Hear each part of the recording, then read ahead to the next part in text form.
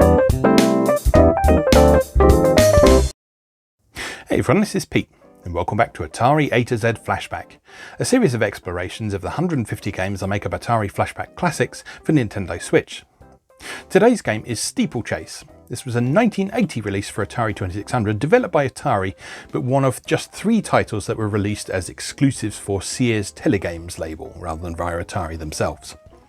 It's based on a 1975 Atari arcade machine, which was developed by Atari subsidiary Key Games. And if you remember way back to when we looked at Sprint 2, Key Games was a subsidiary set up specifically so that Atari could circumvent exclusivity deals with various arcades and manufacturers and so on.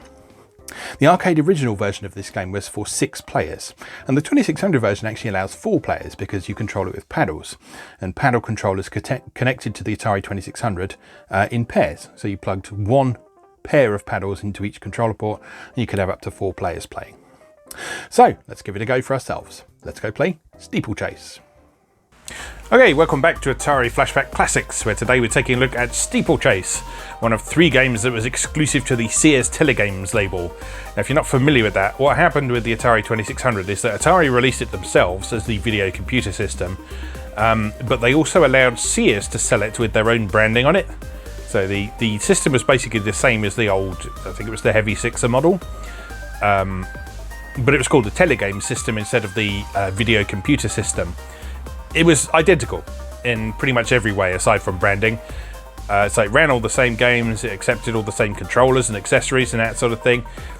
It was just sold somewhere different. So some collectors are interested in picking up that sort of variant of the console itself. And in some cases the games had different names when they were released through the Sears Tele-Games label as well. And as I say, there were just 3 that were released as exclusives to the Sears Tele-Games. So that didn't mean you couldn't run them on the VCS. It just meant that you could only get them from Sears. And Steeplechase was one of those. It offers action racing, varied hurdles, and 3 skill levels for 1 to 4 players with 6 games. Let's have a look at the manual. Meet the video arcade horses. Welcome to the video arcade stables. It's time for you to meet the lively thoroughbreds waiting inside this game cartridge. This spirited bunch of hoofers never miss a race. In the lane at the top of the playfield is Little Dictator. Little Dictator has a mean streak that surfaces every now and then.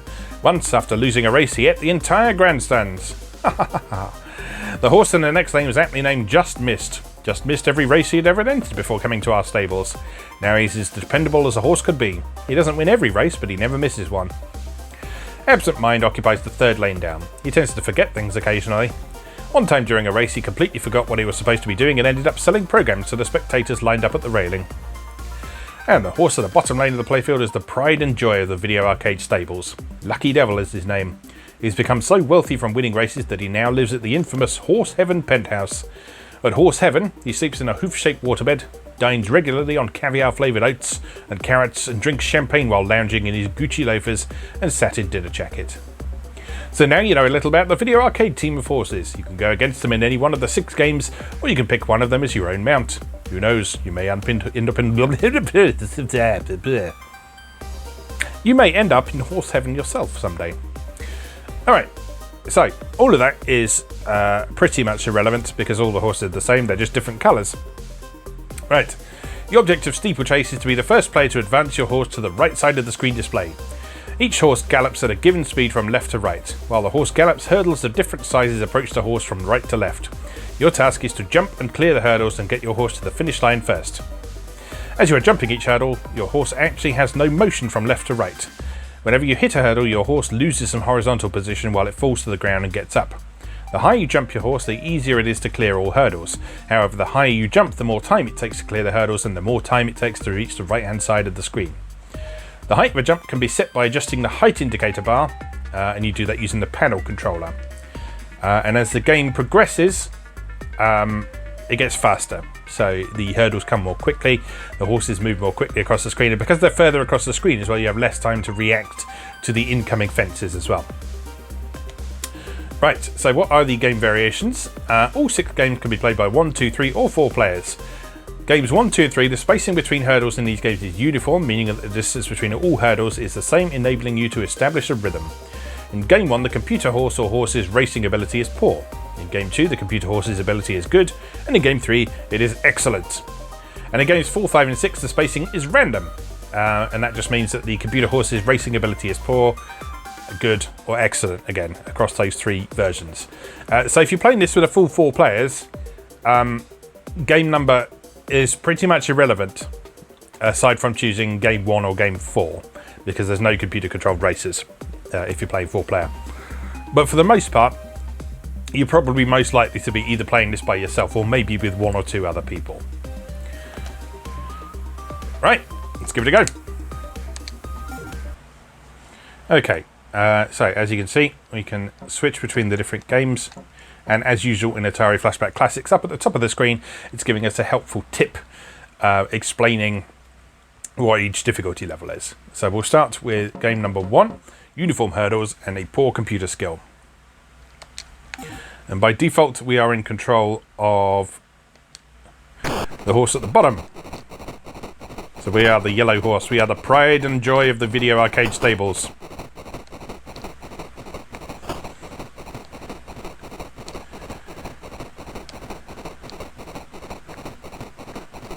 Oops. You can see it's starting to speed up. You just need to time your jumps carefully so that you make it over them.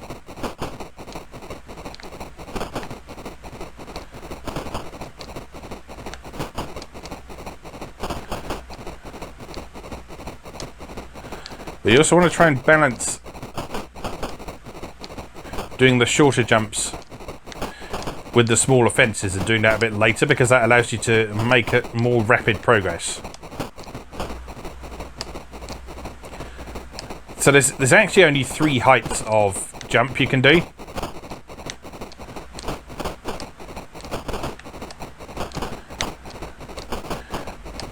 And if you time things correctly, the top one is best for those 3 width ones. The bottom one is fine for the single width ones. And the middle one, as you might expect, is fine for the double width ones.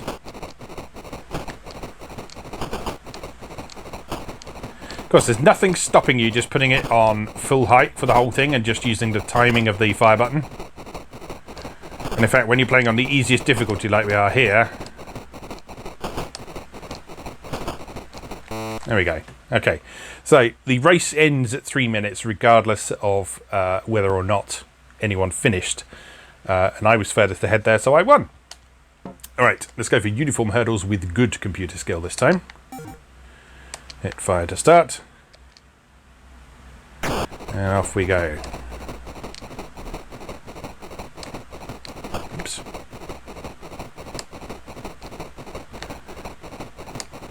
So yeah, this is all about timing. A skill which I have apparently lost in the last couple of minutes.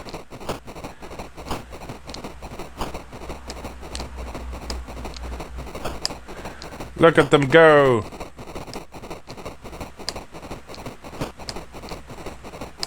Yeah, those good racers are making very few mistakes, aren't they? Yeah, no victory for me at that level. Let's have another go at that. Right, off we go, if you please.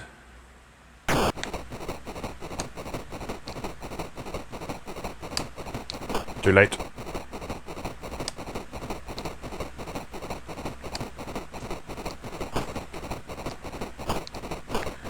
Oh, timing in this is really tricky, actually.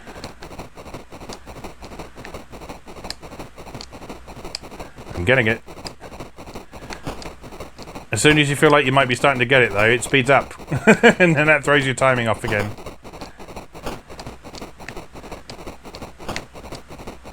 If you're trying to figure it out in terms of how close you need to be a fence, how close you need to be to a fence before you hit the fire button, then that will help you somewhat.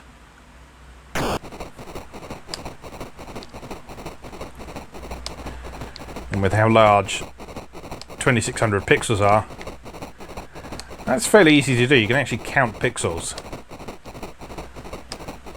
So you just want to be maybe a couple of pixels ahead of the fence before you jump. And set your height to a suitable level. And if you do that, you should be able to reliably clear most of them. Still losing. But I'm doing slightly better.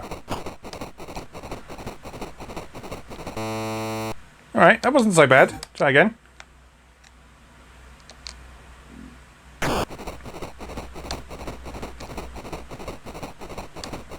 I quite like this game. I mean, it's exceedingly simple and kind of stupid. But it does work quite nicely as a competitive multiplayer game.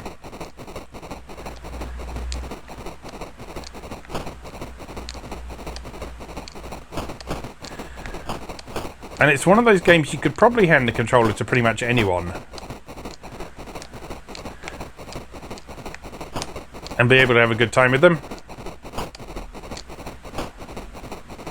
Because the controls are so simple and straightforward. Like, the most complicated thing to explain in this game is the fact that you can adjust your height.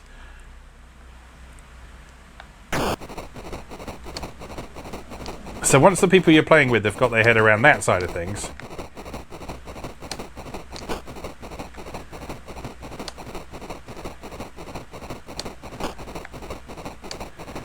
you can have a very simple, very fun bit of competitive computerized horse racing. As my granddad would have called it.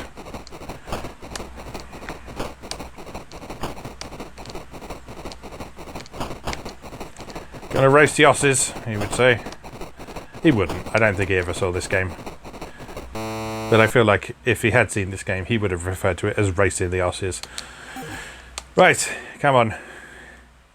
I want to win at this difficulty level. It feels like a significant jump up in difficulty from the previous one. Oops.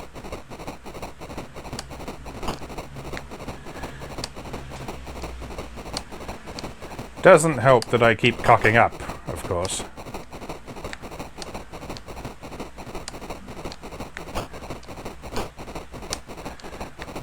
And that the computer doesn't make many mistakes at all. Hup. Oh, too early. Oh, I did much better that time. Much better that time. Keep going. Keep going.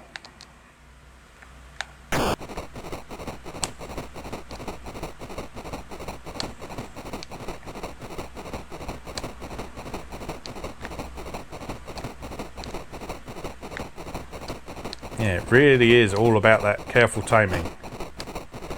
You have to get a fair bit closer to those fences than you think you might need to. I think that was much too early.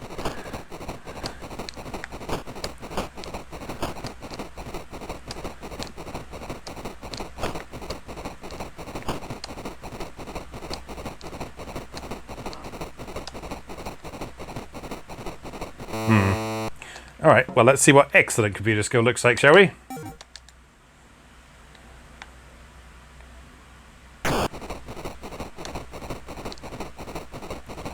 I'm expecting flawless performance from the computer here.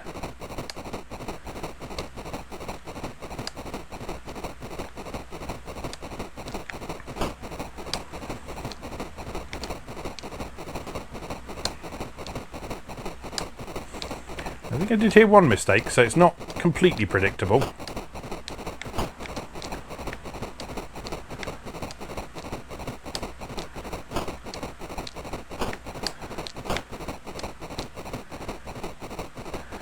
Yeah, they're just way faster though, aren't they? I don't want to say they're cheating, but they might be cheating. Anyway, let's go for random hurdles with poor computer skill. Bring it on.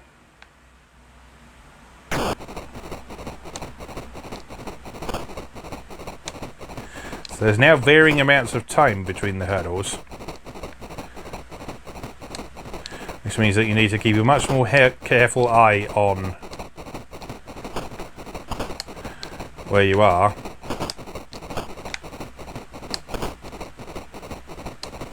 Rather than just getting into the rhythm like you do in the previous game mode. That was unpleasant, speeding up just before a big fence.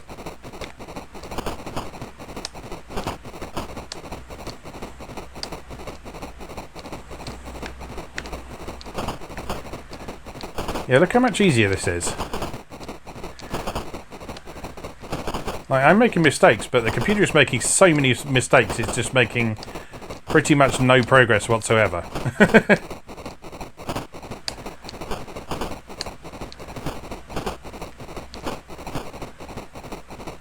There we go. Alright. Random hurdles with good computer skill. I'm not anticipating I will be able to win at this mode, but let's give it a try. Up and over. That jumping animation is quite nice.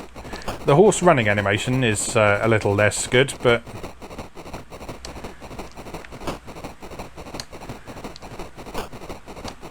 this is one of those rare 2600 games where you can look at everything on screen and understand what it's supposed to be, which is always something to be celebrated.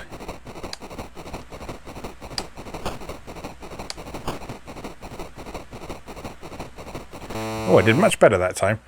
And in fact, that was just by ignoring the height thing altogether and just keeping it at the top height all the time. Let's just see if a whole race run in that fashion will eke out a win on this middle difficulty. I'm starting to suspect that it might. Oops. Not if I do that, it won't.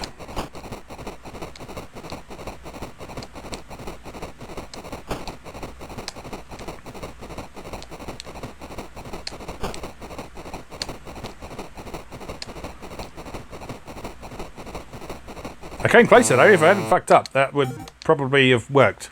It's a really helpful thing to say, isn't it? Yeah. It would have gone fine if it hadn't gone badly.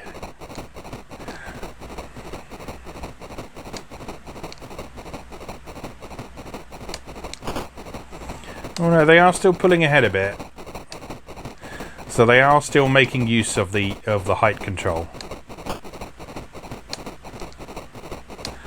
So they are still getting ahead a bit. And yeah, you make one mistake and you get so far behind them and it's impossible to catch up then. Whoops, much too early. Okay, alright, let's try random hurdles with excellent computer skill. And then I think we're done for today. I say, this is a fun game. It's ultimately fairly limited, but I've played this with other people and it is good fun with other people. It gets surprisingly competitive.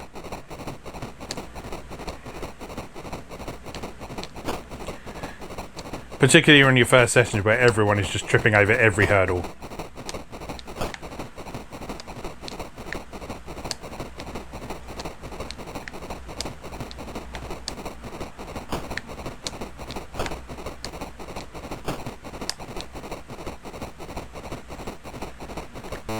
Rubbish! One more try. This is the other thing with this game. It does... Because each game is so short and simple, it's one of those games that just makes you want to try again. You just think, oh, well, maybe if I tried this, I'd do a little bit better. Or maybe if I didn't do that, I'd do a whole lot better.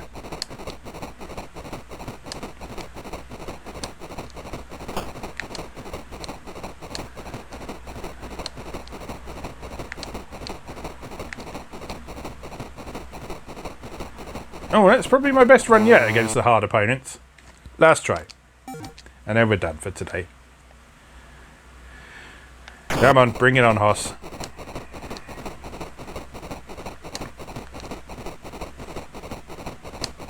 Oops.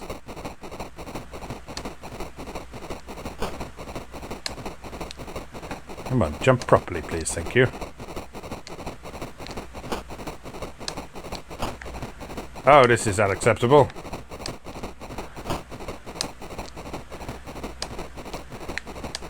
Completely unacceptable. Rubbish, again.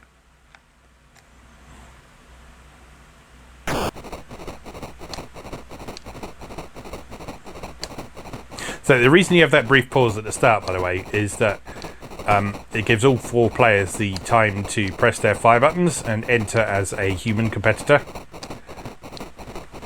So if you don't press your fire button before the starter's gun goes off, and then the other horses will be controlled by other players. That's a really nice and elegant way of doing player selection. Because often in a lot of other 2600 games, number of players would be something you'd have to do with the game select switch, and it would end up being really clumsy and cumbersome, especially with the opportunity to play with up to 4 players. Whereas this is a sort of very arcade style, almost like an arcade buy-in. Which makes sense, given this game's background as an arcade game.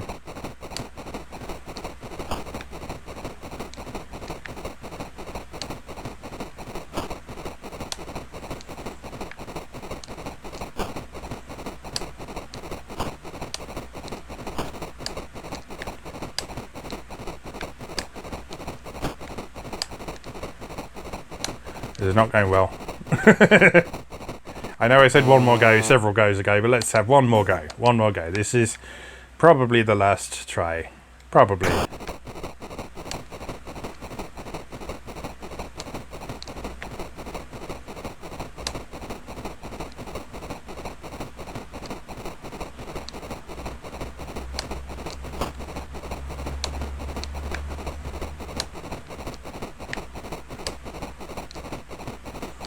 Oh. Hate when it speeds up right before a fence. It really throws your rhythm off.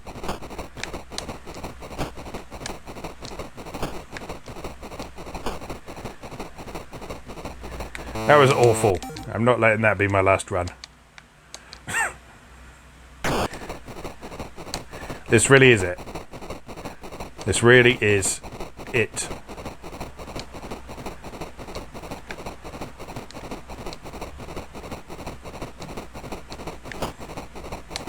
No!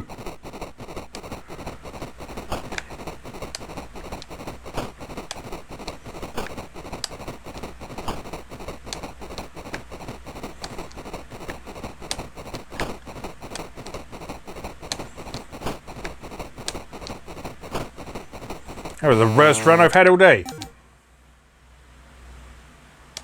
Shut up.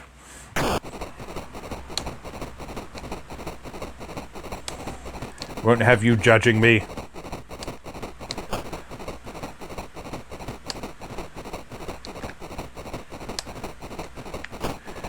Anyway, I'm just giving you a thorough demonstration of how Steeplechase for the Atari 2600 works. After all, I've completely lost this. Where have all my Steeplechase skills gone?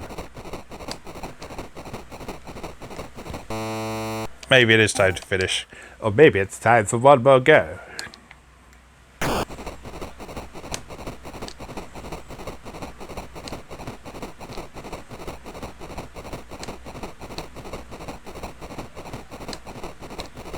This is better.